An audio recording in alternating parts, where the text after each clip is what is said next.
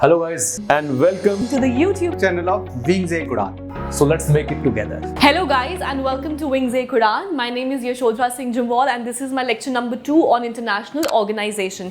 जिन्होंने first lecture नहीं देखा, it is a continuity lecture, so I will suggest आप पहले first lecture देखें और फिर ही इसको देखें because तभी आपको continuity में समझ आएगा, क्योंकि last lecture में we are already done with the introduction of UN and its first main organ. Now there are few points which I would like to add. Okay तो हमने लास्ट टाइम किया था UN के बारे में. Little more points जो मैं उसमें ऐड करना चाहती हूँ. It is number 1, the term UN, जो टर्म है यूएन और United Nations, who coined the term United Nations? So the term United Nations was coined by Franklin D. Roosevelt. तो आप इसको याद रखें. The term United Nations was coined by Franklin D Roosevelt. और ये कौन थे? ही वॉज द फॉर्मर, मतलब जब ये यूएन का टर्म कॉइन हुआ था उस टाइम पर ये यूएस के प्रेसिडेंट थे. तो he was the former US president और इन्होंने ही टर्म यूनाइटेड नेशन इन्होंने ही कॉइन किया था. इसी के ही साथ number 2 point which I would like to add is UN logo. UN logo को डिजाइन किसने किया था? It was designed by a group of designers, a team of designers, और इनके हेड वॉज ओलिवर लिंकन और Lincoln. So Oliver Lincoln was the one जिन्होंने एक team of designers को लीड किया था और इन्होंने ही जो यूएन का लोगो है, कुछ इस तरीके का लोगो है इनका, कुछ ऐसे करके, I am very bad in drawing, तो इस तरीके का लोगो है. और वो लोगो किसने डिज़ाइन किया था? It was designed by a team of designers और उसके हेड जो थे it was Oliver Lincoln. Fine.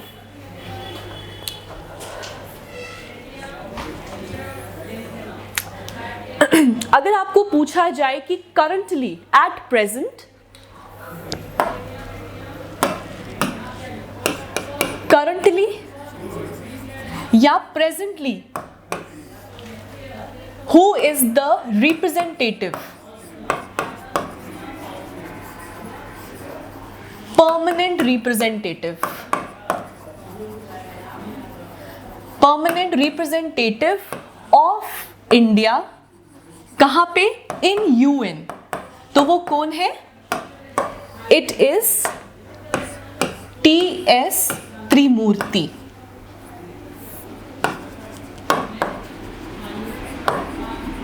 तो आप इनका भी नाम याद रखें. It is a part of your, ये आप पहले के 2 पॉइंट्स आप part of your static GK, but ये आपके करंट अफेयर का पार्ट आ जाएगा कि at present who is the permanent representative of India to UN. So it is TS. त्रिमूर्ति.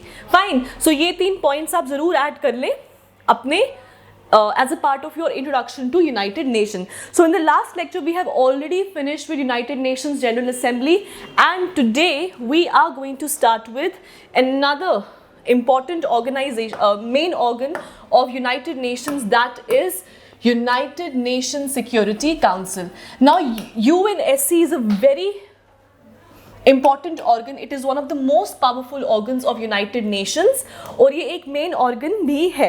ये मेन ऑर्गन इसीलिए है क्योंकि इंडिया जो है बहुत स्ट्रगल कर रहा है to get a permanent seat at the United Nation Security Council. अगर हम यूएनएससी की बात करें, its headquarters are at New York. सबसे पहले तो यही है, इट्स एट न्यूयॉर्क.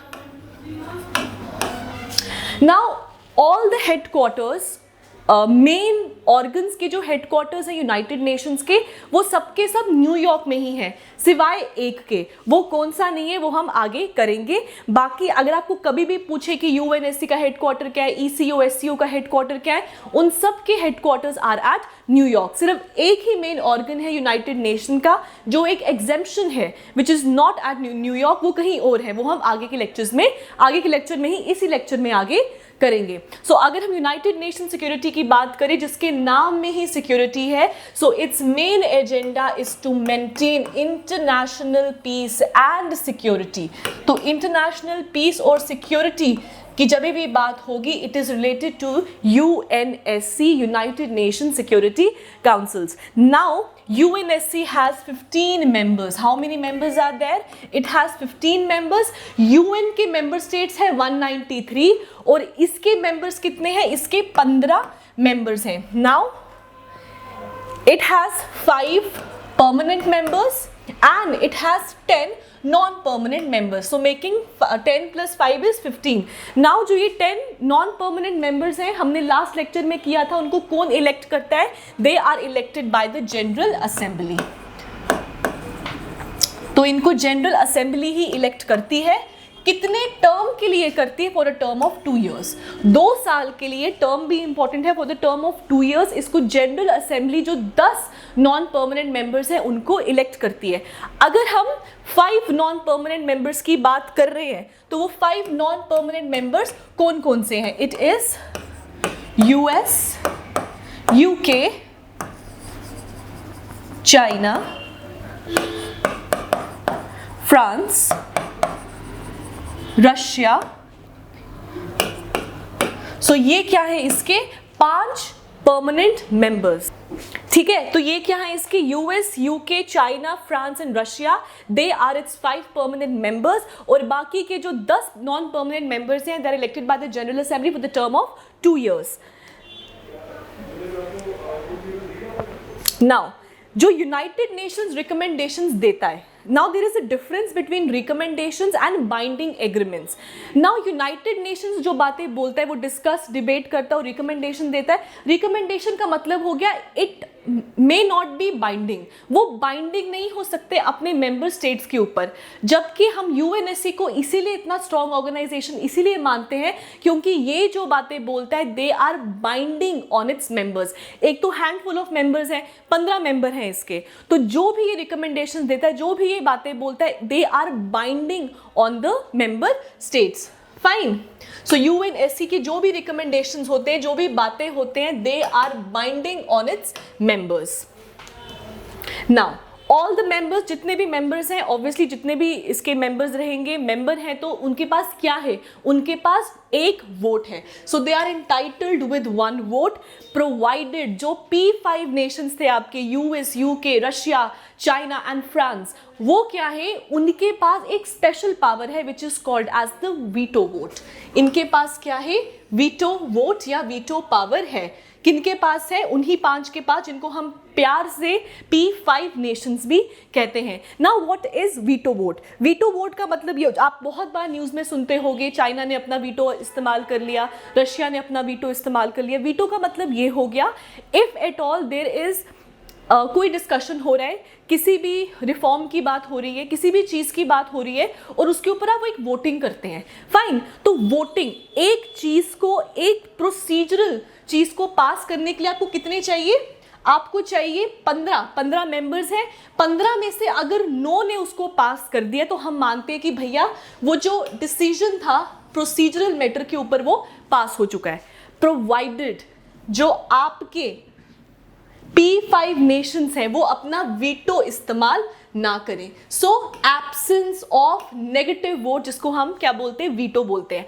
अगर P5 नेशंस ने वीटो इस्तेमाल कर लिया तो चाहे 15 की जगह 9 की जगह 14 लोगों ने भी माना हो, लेकिन अगर एक भी वीटो आ गया तो हम उस चीज को पास नहीं कर सकते। ये पावर है किनके पास? Only with the P5 nations. Why? Because rest of the members have what? Rest of the members are entitled to 1 vote, but the P5 nations have veto power.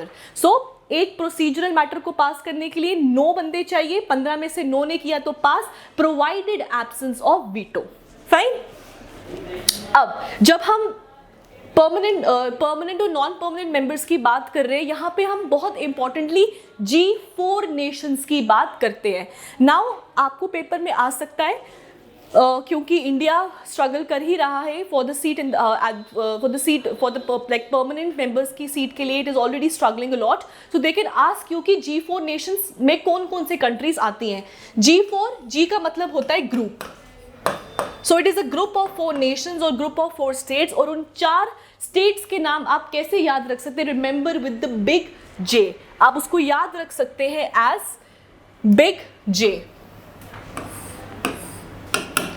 B for Brazil, I for India, G for Germany and J for Japan. So अब इतना याद रखें, India, Japan, Brazil, Germany, और Brazil, India, Germany and Japan, big J. इस तरीके से आप इसको याद कर सकते हैं। ये G4 नेशंस हैं, और ये G4 नेशंस क्या चाहते हैं? ये जो G4 नेशंस है ये डिमांड कर रहे हैं, अपना डिमांड कर रहे हैं परमानेंट मेंबर होने का।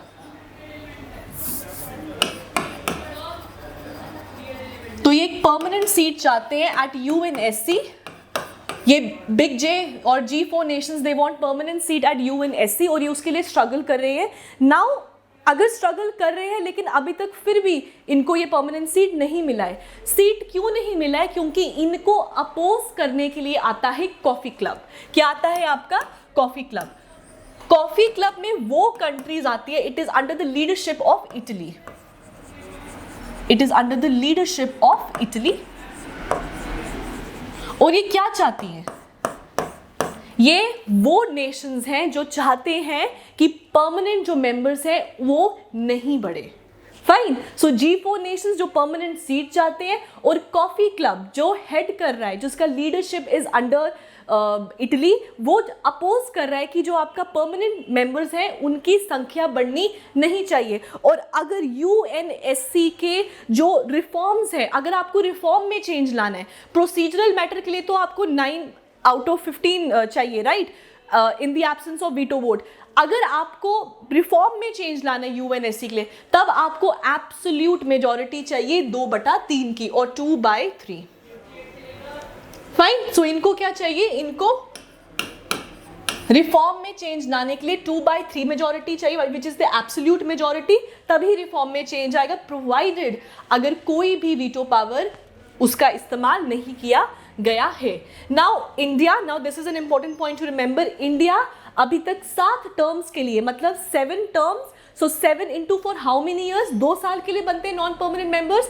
सो 7 into 2 मीन्स 14 ईयर्स के लिए ऑलरेडी UNSC का पार्ट रह चुका है, और हाल ही में it has been re elected. So ये भी आप याद रख सकते हैं कि इंडिया ने ऑलरेडी एक परमानेंट, जो नॉन परमानेंट मेंबर सीट जो है वो 7 टर्म के लिए एक्वायर की है, विच इज 7 into 2 4 years, और हाल ही में it has been re elected. Now this is it is a current affair question कि अगर आपको पूछा जाए कि रेजोल्यूशन 2427 क्या है, अगर आपको रेजोल्यूशन 2427 के बारे में पूछा जाए, सबसे पहली बात ये कौन से मेन ऑर्गन के साथ एफिलिएटेड है? So it is affiliated to UNSC। So resolution 2427 it is affiliated to UNSC, और ये बात किसके बारे में करता है? It talks about children. ये बच्चों के बारे में बात करता है, उनके प्रोटेक्शन, उनके राइट, उनकी डेवलपमेंट, उनकी एजुकेशन के बारे में बात करता है। एंड चिल्ड्रन या फिर माइनर, जो माइनर चिल्ड्रन होते हैं ना, जो उम्र में छोटे होते हैं, for that it is 16 years. अब आप इंडिया के हिसाब से ना सोचना कि 18 साल है, हम यूनाइटेड नेशंस के हिसाब से बात करें तो 16 साल से नीचे के जो उम्र के बच्चे, हम उनको मानते हैं कि दे आर माइनर। ठीक है, तो उनके लिए 2427 है, which talks about their rights, their protection and their development and education. So 2427 is related to UNSC। Fine. So this was about United Security Council. Next, जो important organ की जो हम बात करने वाले हैं, it is UNECOSCO, which is Economic and Social Council. Economic and Social Council, इसके कितने members हैं? It has 54 members. क्या इंडिया इसका पार्ट है? Yes, इंडिया इसका पार्ट है। और कौन इनको इलेक्ट करता है? They are elected by United Nation General Assembly. ये मैंने लेक्चर नंबर 1 में I've already told you कि UNGA जो है वो क्या क्या चीज़ें अपॉइंटमेंट करता है। तो ये उनका ही अपॉइंटमेंट का है कि जो 54 मेंबर्स है कौन अपॉइंट करता है? UNGA ही अपॉइंट करता है। अब कितने टाइम के लिए अपॉइंट करता है? For a term of 3 years। देखो कितने टर्म के लिए अपॉइंटमेंट हो रहा है वो बहुत इंपॉर्टेंट है। कितने मेंबर्स हैं और कितने टर्म के लिए, क्योंकि हर एक के लिए अलग है। आपके जो जनरल असेंबली था उसके सेक्रेटरी जनरल का टाइम पीरियड अलग है, प्रेसिडेंट का टाइम पीरियड अलग है, इसके लिए अलग है। तो ये आपको इस तरीके से याद रखना है। सो इसका is 54 members for a term of 3 years. Now, nations to be elected as members. अब वो कौन सी नेशंस है जिनको हम मानेंगे कि भैया they are been elected for ECO SCO, अगर उनको 2/3 मेजॉरिटी मिलता है वोट्स का तो हम मानते हैं कि क्या है, दे आर इलेक्टेड। वो जो आपके 54 मेंबर्स है जो 3 साल के लिए बनते हैं, तो वो 3 साल के लिए बनने के लिए क्या करना पड़ता है, उनको यूनाइटेड जनरल असेंबली से 2/3 वोट से उनको सपोर्ट मिलना चाहिए। तो हम मानते हैं कि भैया ये क्या बन गए, ECO SCO का पार्ट बन चुके हैं। नाउ इसके प्रेसिडेंट की अगर बात किया जाए तो वो कितने टर्म के लिए होता है, it is elected for a term of 1 year। तो 1 साल के लिए इसका जो प्रेसिडेंट है वो इलेक्ट होता है। और इंडिया 2017 में भी इसका पार्ट था और 17 में जो इसका टाइम पीरियड था वो खत्म हो जाना, 2018 में टाइम पीरियड जो था वो खत्म हो जाना था, तो इसको अब वापस री इलेक्ट कर दिया गया है, जो 2018 से स्टार्ट हुआ है। सो 18, 19, 20, 21, 2021 तक जो है ये इसका पार्ट रहेगा। ठीक है, सो 2017 में टाइम पीरियड खत्म हो, 2018 में वापस री इलेक्ट हो चुका है। सो 2018 से लेके 3 साल 2021 तक India is part of ECO SCO, मतलब इसको UNGA से 2/3 मेजॉरिटी से इसको पास कर दिया गया है। So India has been re elected. Fine. Next important point और main organ for United Nations security for United Nations is Secretariat.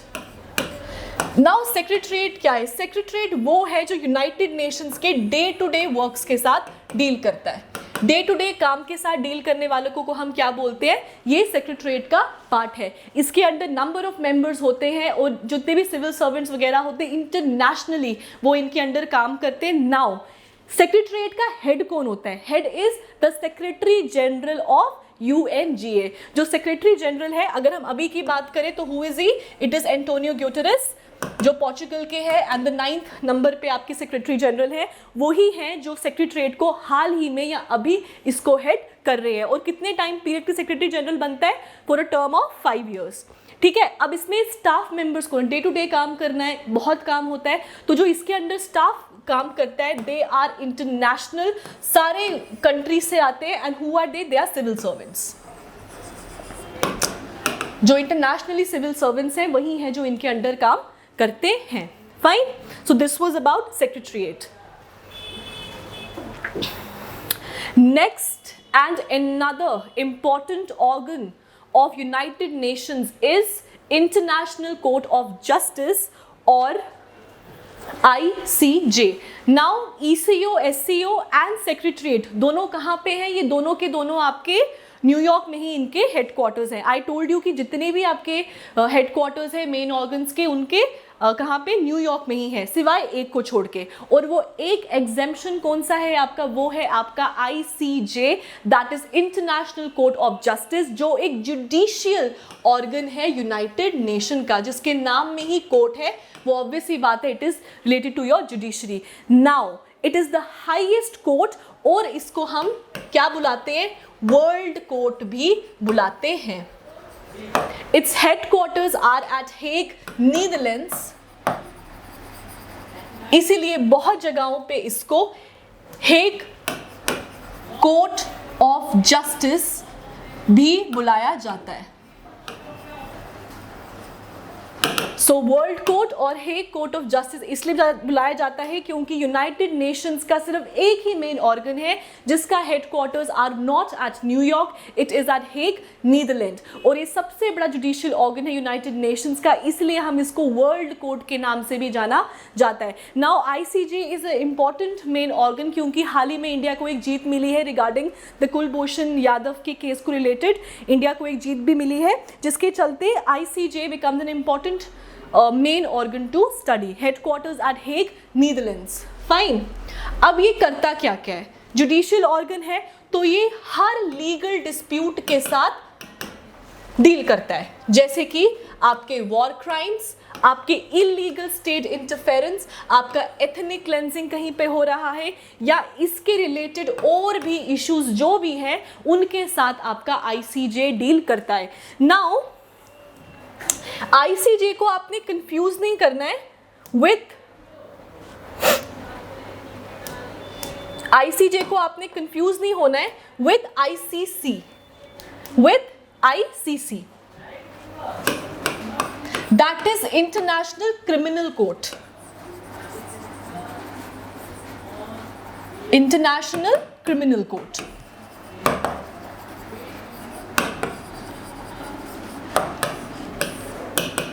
ठीक है, आईसीजे अलग है, आईसीजे यूएन का मेन ऑर्गन है, बट क्या आईसीसी है? No, it is not a organ of United Nations.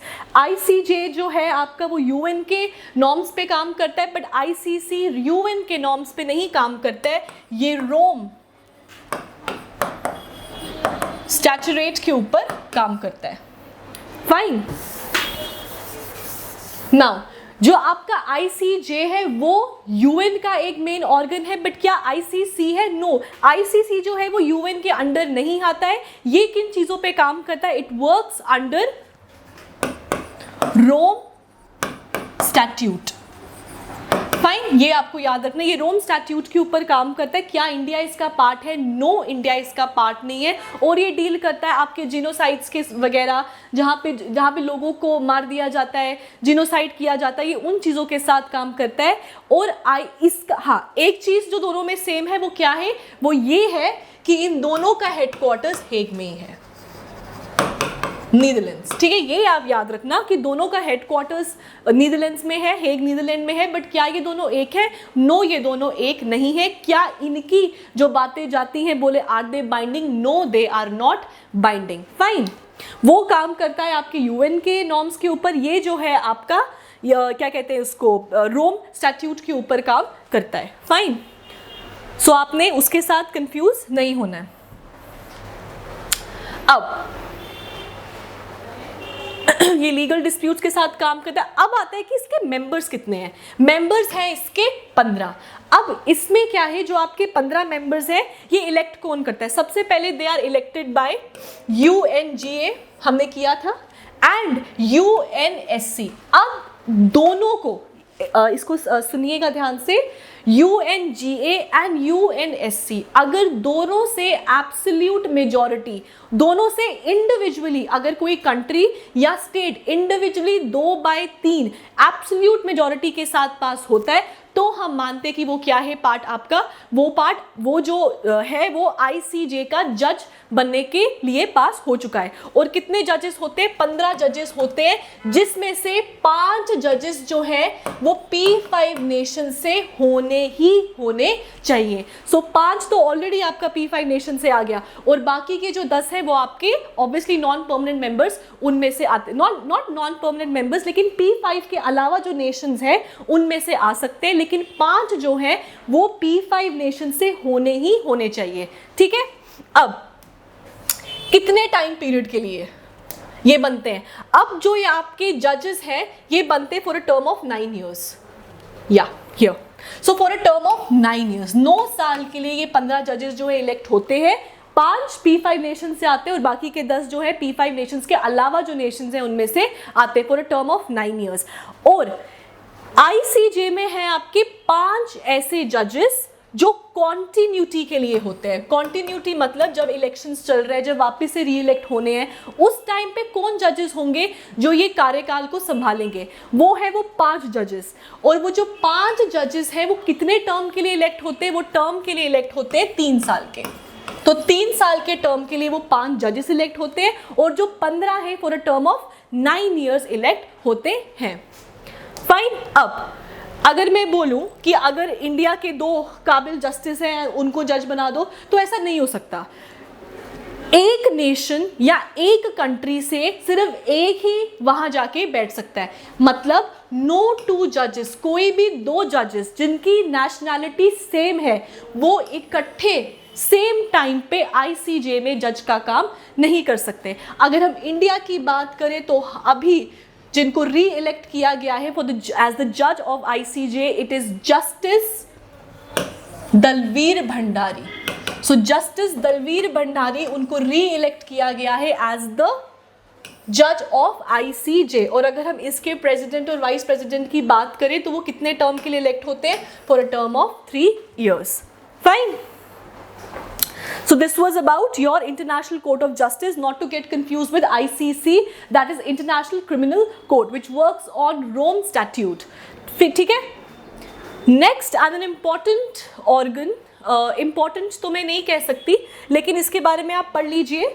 अगर आपको क्वेश्चन कभी भी आए कि कितने मेन ऑर्गन्स हैं, मेन ऑर्गन्स तो आपके 6 के 6 ही हैं, लेकिन अगर हम ट्रस्टीशिप काउंसिल की बात करें, ट्रस्टीशिप काउंसिल क्या है? ट्रस्टीशिप काउंसिल वो है, जब आपका यूनाइटेड नेशंस बना था उस टाइम पे 9 ऐसी कंट्रीज थी, ऐसे नेशंस थे जिनके पास इतना पावर नहीं था कि वो अपने आप को सेल्फ इंडिपेंडेंट होके अपना काम चला सके, जो अपनी नेशनैलिटी को मेंटेन कर सके और अपने आप को बचा सके. उस टाइम पे यूनाइटेड नेशंस ने उनको अपने अंडर ले लिया, और तब तक जब तक वो एक सेल्फ इंडिपेंडेंट कंट्री की तरह उभर नहीं सकते, तब तक बोला गया कि हम इनको अपने अंडर ही रखेंगे. वो कितनी कंट्रीज थी? वो कंट्रीज थी 11 कंट्रीज थी जिनको हम बोलते थे trusteeship territories. So they were called as trust territories.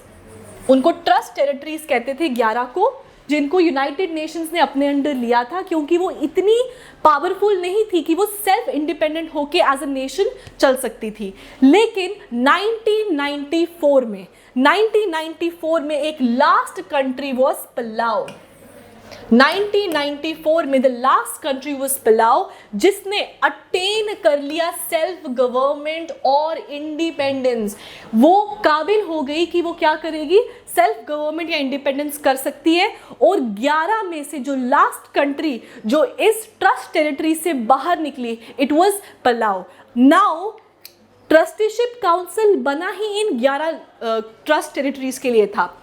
जब जो एजेंडा था, जो मैंडेट था, जिसके ऊपर ये काउंसिल चल रहा था, अब वो खत्म हो गया, क्योंकि 11 में से 11 की 11 जो थी सेल्फ गवर्नमेंट बनाने के लिए इंडिपेंडेंट होगी, अब वो बना सकती है.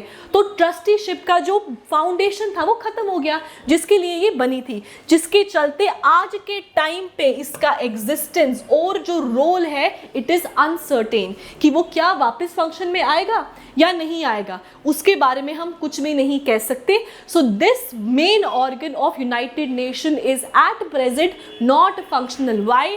क्योंकि जिस चीज़ के लिए ये काम कर रही थी, अब वो ट्रस्ट टेरिटरीज रही ही नहीं. सो कितने मेन ऑर्गन्स हैं? 6 के 6 ही हैं, बट कितने फंक्शनल हैं? There are 5. जो ट्रस्टीशिप काउंसिल है वो अभी फंक्शनल नहीं है, और इसका रोल जो है फ्यूचर के लिए इट इज अनसर्टेन.